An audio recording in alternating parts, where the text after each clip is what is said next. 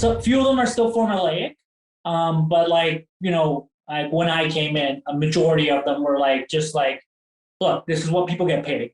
And you basically would have to wait after a good year, because then you could call up a headhunter, call up all your buddies in the street, be like, this is what I got. Like, whoa, that makes no sense. Or, whoa, that's awesome. You're the best seat in the town, because it was discretionary. Got it. So they were paying, the $2 million wasn't payment to you necessarily, but it was just the cost overall. So how much were they paying you based similar to like, what was it, like 120, 150, something like that? Very similar to majority of senior buy-side roles, where you're making 200, 250 base. Yeah.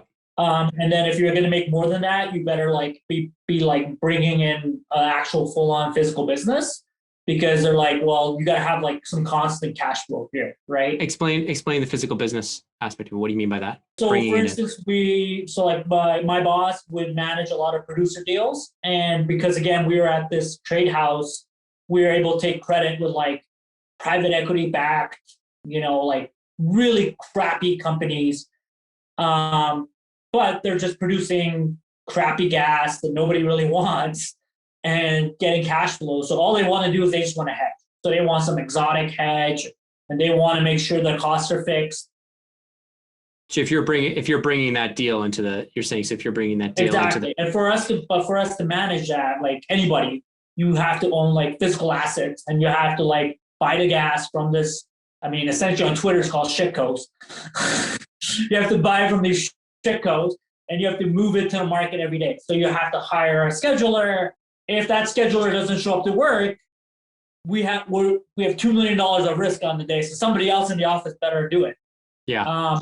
So like once you take all of those responsibilities, they're willing to give you a bit more of a bit higher base and stuff like that. Makes sense. To be more on par with like the head desk head at a bank or a large oil and gas company. Did you bring any of that business, or were you just really more just a prop kind of lone gun? I was really more like a prop guy, but I did do some of that stuff when I was at the oil and gas company. So like I would go and be like the guy who, when the private equity guy wants to really, and again, it's not like the investment guys. It's more like the operational people, right?